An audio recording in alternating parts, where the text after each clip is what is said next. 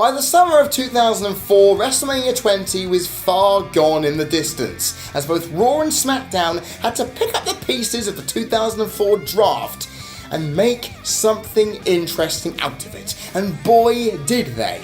Kurt Angle and Theodore Long were GMs on SmackDown alongside the debuts of Mordecai, Kenzo Suzuki and the Concrete Crypt match, as well as seeing Bradshaw reimagined as JBL and being the #1 heel in the whole company. That's on the blue brand. What did the Raw brand, the red group, have? Well, the end of the Triple H Shawn Michaels rivalry, the debuting of Eugene, the 2004 Diva Search, Edge coming back after injury, and of course, Randy Orton putting himself out of Evolution's shadow into world title contention against the lone person who still held their gold coming out of WrestleMania 20. That is Chris Benoit. On paper, this card looks pretty solid, but I don't remember it being that good of a pay-per-view based on my memories of 14 years ago. That being said, this could be a rousing sizzler or a frostbitten icicle of a summer extravaganza. Where will it end up? The only way I can find out is by biting my teeth into it and letting my tongue and critical analysis tell its tale thusly. Ladies and gentlemen, welcome to the April 2018 edition of Friday Flashback.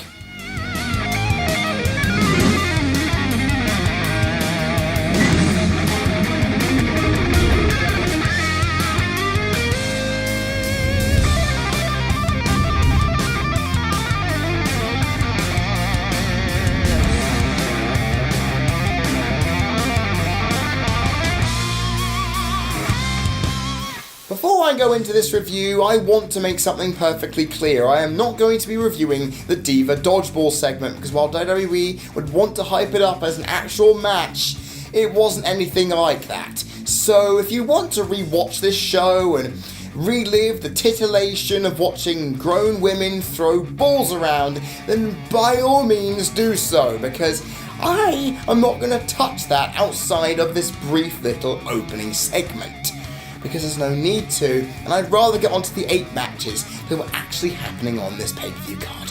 So why don't we just get on with it then, shall we, as we look at a fun 6-man tag match from SmackDown, as the Dudleys, that's Bubba Ray, Devon and Spike, defeated Paul London and Billy Kidman, the WWE Tag Team Champions, alongside their partner Rey Mysterio, in 8 minutes and 7 seconds off a 3D, with Spike picking up the pieces, because he was a leader at the time. And that makes a lot of sense. I gave this thing 2.5 stars, because if there's anything WWE pay-per-views of this period have taught me, starting out with a cruiserweight or high-impact mid-card match would ensure the crowd are riled up and ready to go. And boy were they rewarded with a match that I never remember being as fun as it actually was here. It was at a solid pace with momentum-shifting fluidity to give the faces enough room to battle against the raw power of the heels, and on top of that, the crowd were invested as the match descended into anarchy, as they resorted to dirty tactics on both sides to try and eke out a win, because they were that bloody desperate. On that fact that, okay, the match may have been very short for what it was, but in the broader scheme of things on the night, there was enough story and entertaining impact as the crowd anticipated hard and popped nicely for Rey Mysterio coming in to revenge against Spike for what he had done to him. It was seemingly a throwaway SmackDown bout on paper that had more than it needed to get a lot of response from the crowd and myself. It was entertaining, it was fun. Sure, it could have lasted a little longer to build the drama up a little more, but I am not going to complain. It was a decent, good way to kick off the show well. I'm just hoping they keep up with it, because the momentum for this pay-per-view, based on what's coming, could fluctuate terribly. And that's not a good thing, to say the least, is it? Next we have a match that I'm sure everyone remembers, from the Raw brand, their big starting hand after that Cruiserweight Dudley Boy matchup is a Till Death Do Us Part match, where the winner out of Kane and Matt Hardy married Lita. Now, I bet you're wondering who the hell won that. Kane did, of course, because WWE hates it when the wrestlers have real-life relationships, because you know what they like to do. Throw them apart and embarrass them in front of the world, and look what they did here, living up to form just as they continue to do almost into the 2020s. It's utterly magnificent trash, and I'm sure Vince McMahon loves every second of it. He thinks it's a prank. We don't, as you can probably tell. Anyway, Matt had the upper hand all the way through this contest, but a top rope chokeslam sealed his and Lita's fate, following a 6-minute and 8-second match that I gave 1 star to. Now, considering Matt's offense and aggression here, you'd think he'd have won this.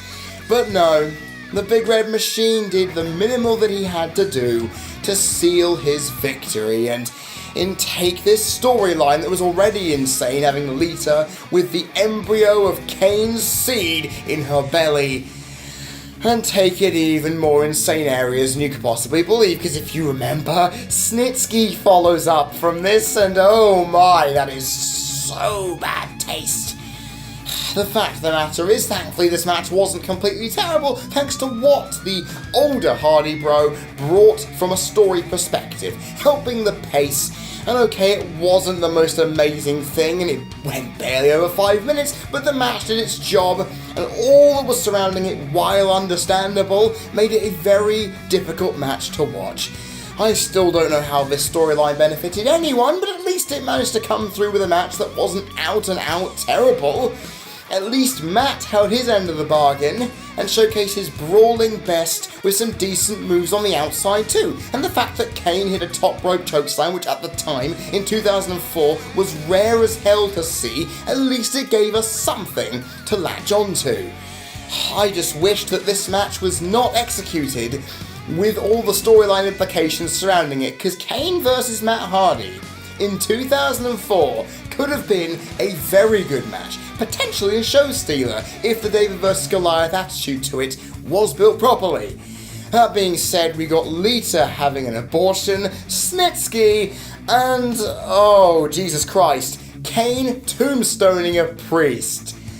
That all came after this, and this is the least offensive part of the feud. Yep, Raw. Definitely making sure the lines of taste are not blurred or beaten into a bloody pulp. Good Lord, Raw, get your act together, and I hope to God the rest of your matches on this night are better. But then again, I shouldn't complain. A 1 star is not awful. It's not that good either, but at least this match made me interested for the smallest amount of time. So come on, SmackDown, what have you got to usurp this somewhat draining contest that followed a pretty decent opener? Well, what you had was a best-of-5 series between John Cena and Booker T over the US Championship, and this was match 1 of that. And the Doctor of Thugonomics defeated the 5-time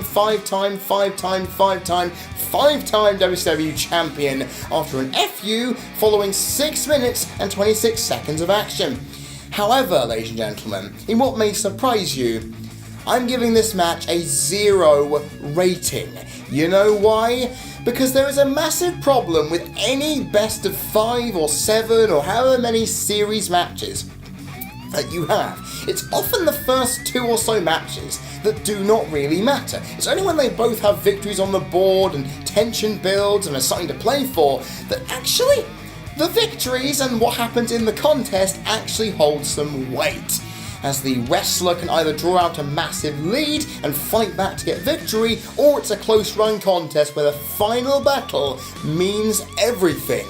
So, as a result, what would have been a fine contest between 2 men who had real chemistry and the hard-hitting offense, and a solid amount of heat to go along with it, it would have made itself well worth the time, but here, with the context surrounding it, it just felt flat, dull, boring, monotonous, and frankly pointless, because seriously, John Cena getting the victory here didn't really do anything, and at the same time the crowd were just left on their hands, wondering to themselves, well, why do I have to be excited for something that will conclude in a few months, either No Mercy or Survivor Series or sometime on SmackDown in the next 2 months? It's not really worth it, and the fact is, okay, these 2 were mid-card leaders that needed to be on the big show here, but they could have executed it better under more durable circumstances with a decent amount of feuding behind it, because then we could have witnessed again a show stealer here, much like Raw had beforehand, but The booking made no sense. I understand for the long term it made sense, but for the short term, for this event, it led us to a 0 that never should have been one. Good lord, it was the bottom of the barrel from two men who you know can wrestle better. But this is what happens when you think long term. It doesn't help the now. As you can tell, a 0 was left in its wake, and, well, you were booked into a corner and paid the bloody price. I have to apologise for that abrupt cut, ladies and gentlemen, because I went on a very long, unbroadcastable tangent where I didn't end that summary up in quick enough time, which wouldn't have been pleasant for you guys watching at home or wherever the hell you watch your wrestling content on the internet. The fact of the matter is, I haven't slept very much since arriving home from New Orleans, my brain is a little frazzled, my sleep pattern's in the toilet, and recording a video so soon afterwards was going to have some consequences, and that is it, right there. So yeah, I apologise if that's caused the flow of this review to take an almighty jump off a cliff, hitting its face hard, but that's what happens if I want to get a video out on time for its release date. So if it has managed to do so, and you're looking down there, and it says April 20th on there, then I've done my job, you guys get your review on time, and that is exactly what I want to do on this damn channel. Anyway, following on from SmackDown's mid-card title match being a dumpster fire, surely Raw can have their mid-card title match be better. Yes, it was, but not by much, as Edge arrived in his hometown to retain the Intercontinental Championship in a triple threat match, pinning Chris Jericho off a spear, leaving Batista in the cold after 8 minutes and 26 seconds of action. And when I said it was, but not by much, I mean with a 3/4 of a star rating. Now, calling Toronto Bizarro World is something WWE often did in the mid-2000s, because it was a place where wrestling crowds went a bit nuts before the Raw after WrestleMania made it a common thing. Because much like any smart crowd would do, they would do what they want to and cheer who they would like. Look at WrestleMania 18's Hogan vs. Rock encounter if you don't know what the hell that is yet. The thing is, it came through in surprising fashion as Edge, the hometown hero, ended up being booed. Yep, because they found his face run on his return from neck surgery and his IC title run, which ended Randy Orton's 9-month reign, I may add, boring as hell. And guess what? They cheered a resident of Winnipeg, Manitoba in Chris Jericho. Okay, I don't understand the logic behind that, and it made the match incredibly awkward, as well as ridiculously clunky. The fact of the matter is there was no chemistry between the three men, and it led to an uninspiring affair that, while it had a decent pace and some solid momentum shifting, didn't have enough excitement as well as a lack of story, time and enjoyment factor to really make it a memorable match. Now okay, the crowd did their part to liven it up somewhat, and it had enough solid pace to where each man got some offense and Batista had some hard-hitting moves as well, but there was only so far it could go. I mean, it was a match that had its good reasoning to be there, putting 3 decent mid-card wrestlers at the time on the card, which is exactly what you want, but it led to a match that was just draining. Much like the previous match, but not as hard. The fact of the matter is, no one really benefited from this match. Batista was left out in the cold and was wasted in it as far as I'm concerned. Chris Jericho didn't benefit from being pinned here, and Edge, sure he won, but he didn't get the reaction WWE wanted. On top of that, he went into Unforgiven without the championship, and back on the injury table again. Chris Jericho versus Christian at Unforgiven in a ladder match for the vacant championship followed. So yeah, this match seemed like an utter waste, and okay, they tried. And that's why I gave the rating I've given. They tried. Problem is, the match was not that great. It's almost acceptable. If it had gained a 1-star rating, I'd have at least been more kind, but 3/4 of a star from these 3 men in this kind of match, in this kind of wrestling mad city, I'm sorry, this is just not good enough. Which leads me to think that this show has tanked a little.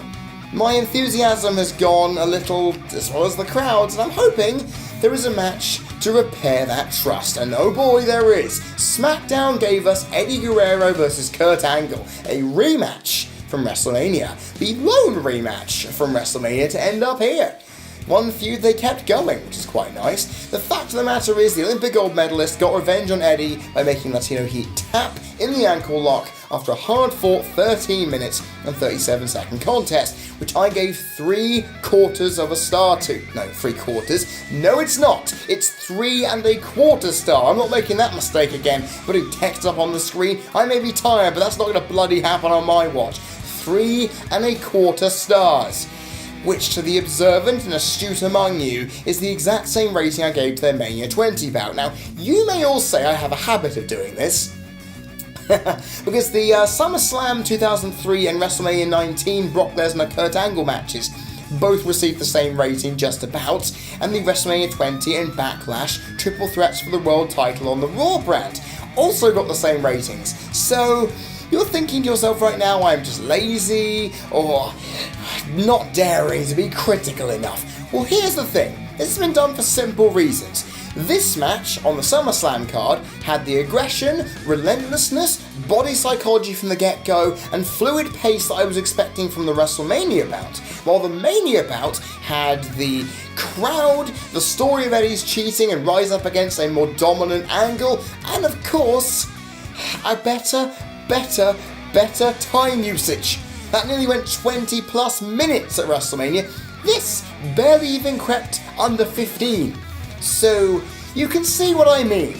Both matches had bits missing from them that could have easily made them 4+ star contests, and both of them are entertaining as hell. But as you can tell, they equaled and cancelled each other out because of that, meaning they have the same rating for good reason. On top of that, I prefer this one because the aggression, the body psychology, it was a much more entertaining contest rather than the technical, mat-based wrestling one that was very tense that we got in Madison Square Bloody Garden. And the fact is, it was a good contest. A very, very good contest, in fact. The fact is, if you just put those missing ingredients in, this contest would have been the match of the night without question. The fact is, it still managed to be match of the night, which says something. So, this is Bizarro World, isn't it? That I can be critical about a match that got over 3 stars. Maybe because I expected it to top the WrestleMania one. Who bloody knows at this point? The fact is, this is Bizarro World because Kurt Angle got cheered and Eddie got booed, or no reaction at all, which proves my point that if it had a white-hot crowd who was looking forward to it and eating everything up, this match would have bettered its WrestleMania 20 counterpart without question. So I'm left pondering, Toronto, maybe you should have been more awake to what this match was doing, and maybe it would have turned out a lot better than the pretty good rating it actually got in the end.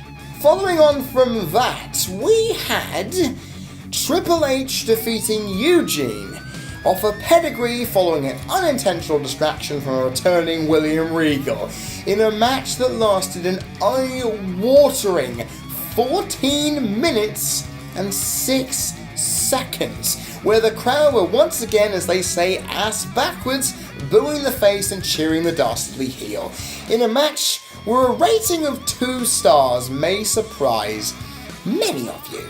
In fact, you may have your pitchforks and your torches at the ready. Here's the thing, I will admit, this match was not what I expected at the time of airing, or now some 14 years later. The feud was violent, bloody, and very much intense, yet the bout we got was nothing like that. A plodding, yet surprisingly story-heavy match that, despite the rowdy crowd, managed to entertain a decent amount.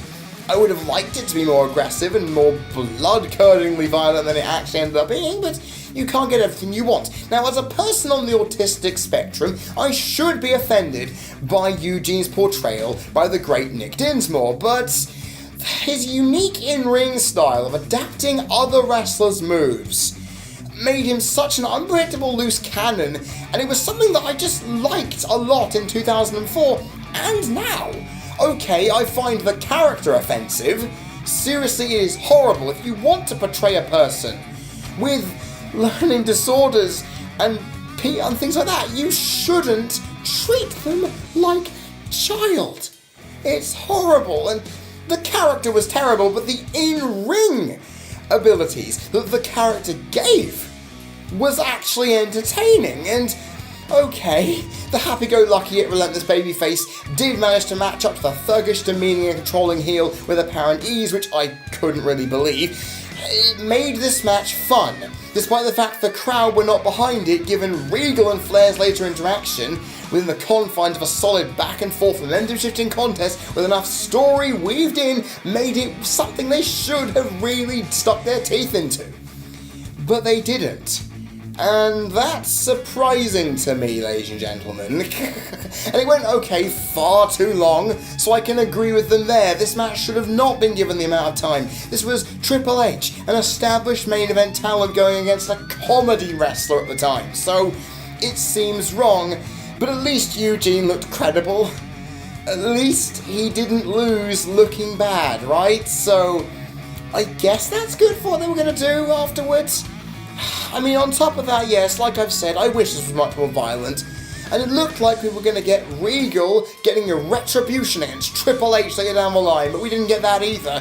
Because, well, a money feud for the world title going into Survivor Series didn't happen, because instead we got Eugene versus Eric Bischoff. The Toronto crowd didn't like Eugene, kind of ruined the match, and soured overall again on really weird booking, making a match that could have been a lot better than it ended up being, but 2 stars from a match that I expected nothing of going in shows that I am a very simple man.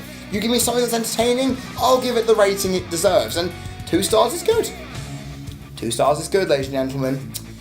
But I cannot deny that it wasn't fantastic.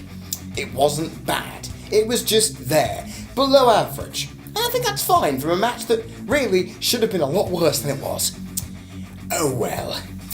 It's the surprise of the night, until I look at the SmackDown match that follows it, the WWE Championship bout between JBL and The Undertaker, which ended with a DQ with a belt to the face, and then Taker chokeslamming the Millionaire through his limousine after a technical 17-minute and 37-second slugfest. Then I didn't think I was going to give the exact same rating as that Raw counterpart.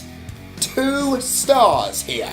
Now, what was the reason behind that, you may be asking me? Well, the fact that, as I just mentioned, these 2 brawlers wrestled a technical contest.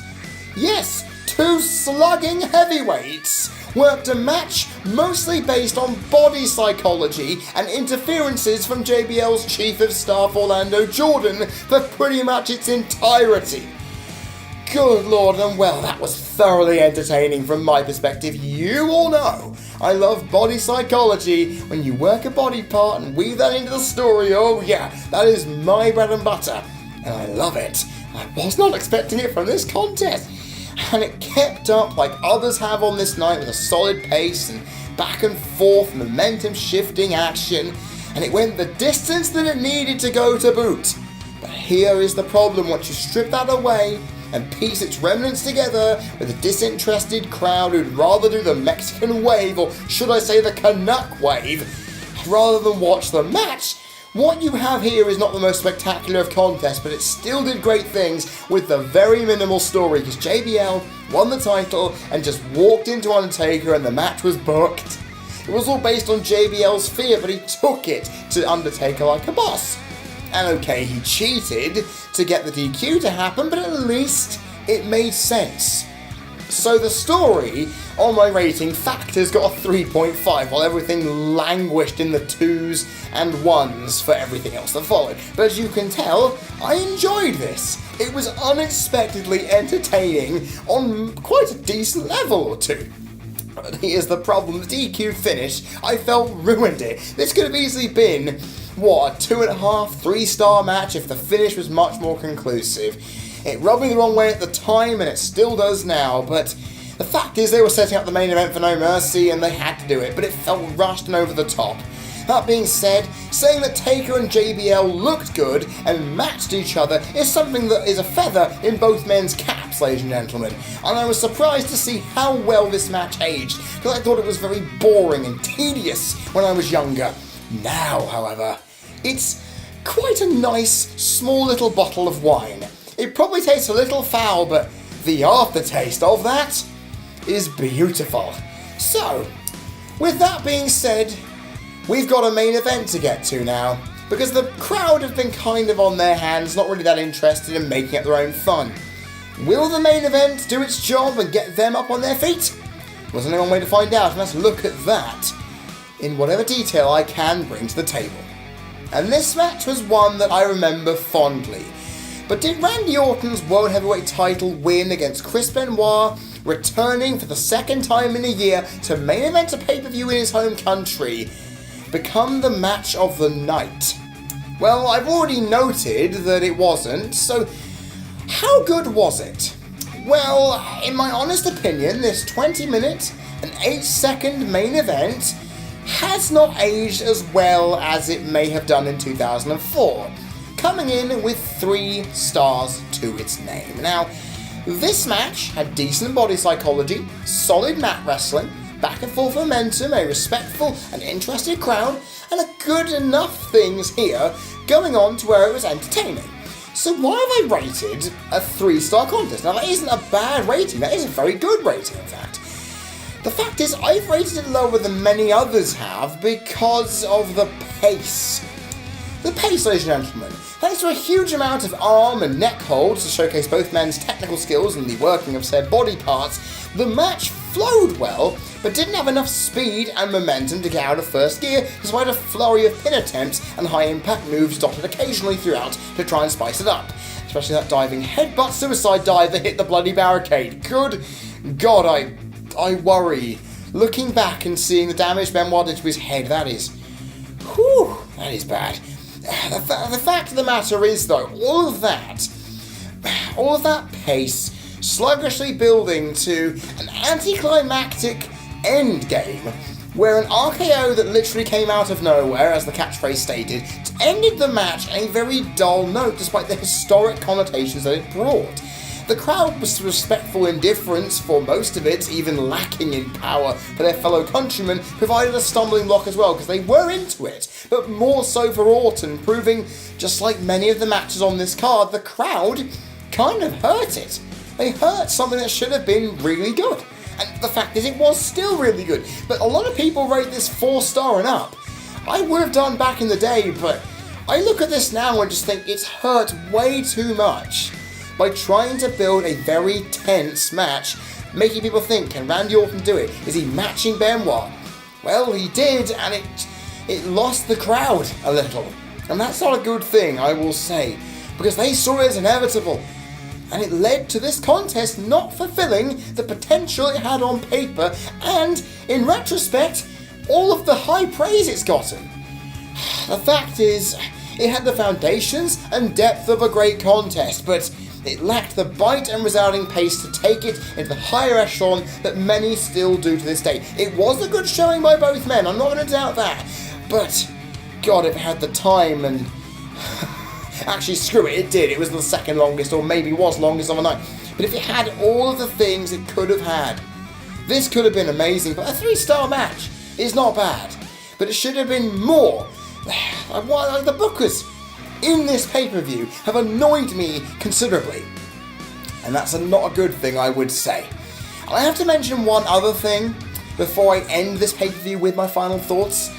There's something that's edited from the network version that irks me, because after the handshake that Benoit does, JR does say on the DVD version and the live broadcast that Benoit showed a class act, that he's a gentleman, a man who is a real pinnacle, a great person, a character that the industry is glad to have.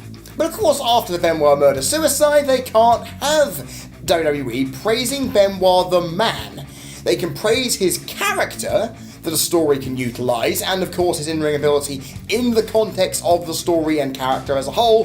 When it comes to the actual person being acknowledged as great, they have to cut it out completely.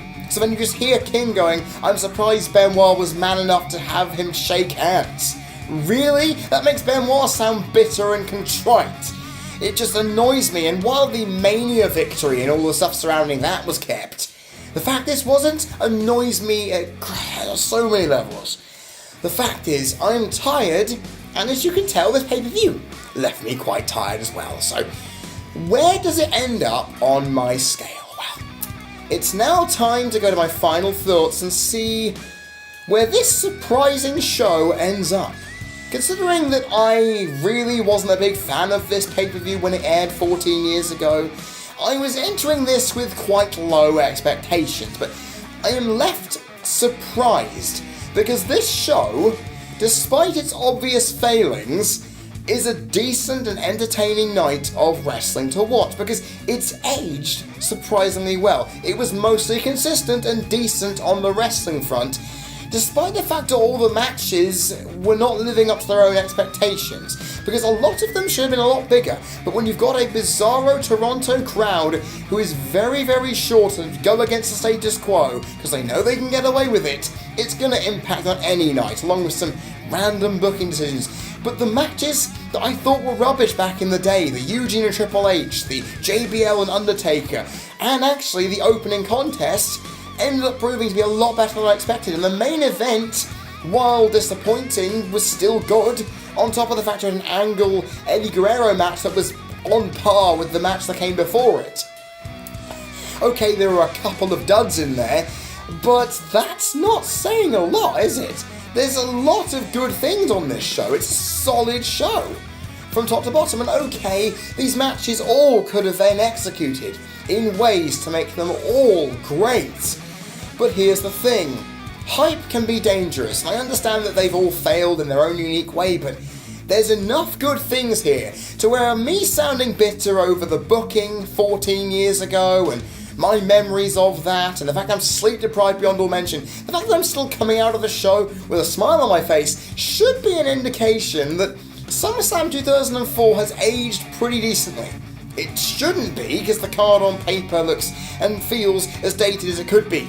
But here's the thing, the matches did what they had to do, and when they worked, it proved to be entertaining. The night flowed well, and okay, you're the Diva Dodgeball segment in there as well, but I thought this was going to be the worst rated Big Four show in 2004, when I go through the Big Four chronology that I do every month or so.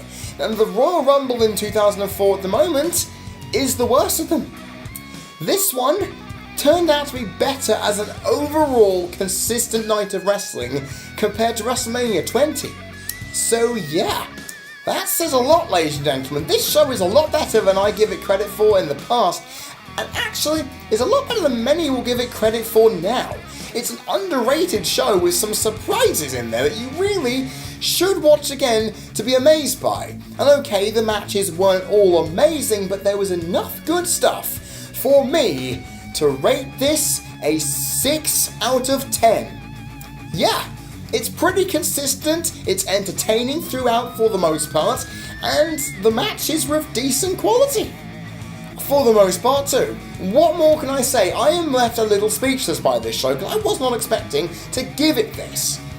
Then again, if the matches were executed on a higher level with a crowd that weren't tempestuous and anarchic, we could have had that. We could have had a 6.5 or a 7 out of 10 show based on the card. They did what they could to stack this card with as many big-ish matches as they could with enough intriguing twists, and it delivered in that regard. But here's the thing.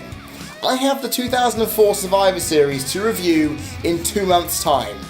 I know, apart from the main event, or basically the 2 Survivor Series tag matches and maybe a Christian Booker T, surprisingly, that show is not that great. That being said though, I've actually forgotten what next month's pay-per-view is. So, 6 out of 10 going into what I reviewed Backlash 2000 last month shows that we're on a solid streak of pay-per-views. And the fact is, if I am rambling or not making much sense, I can blame the WrestleMania jet lag hangover for that. So yeah, this SummerSlam is much like me right now. Surprising that they actually did what they managed to do, but it also shows how tired they are. by running into some obvious brick walls that hampers them from doing their job properly. And on that note, I hope you all enjoyed this slightly disjointed and all over the place, but still coherent pay-per-view review. What are your opinions on this show? Do you think it was as good as I've said? Is it technically as worse as I've said? Am I completely mad, or are you somewhere in between? Put your comments down there in the section down there where you can type stuff, and I will be looking forward to read them. And of course, if you don't want to miss the Wrestling Rant episodes, the Friday Flashbacks going forward, and of course, if you're a fan of Pones, or Pones and stuff, then click the subscribe button down there and make sure you ring that bell to ensure you get the notifications. You do not miss a single thing. On top of that, if you wait until this little outro is over, the forgotten pay-per-view review for next month will be revealed, meaning your anticipation can be whetted for it when it arrives in May. And it should be a good one, I hope, if I actually get round to remembering it. That's what the edit's for, ladies and gentlemen.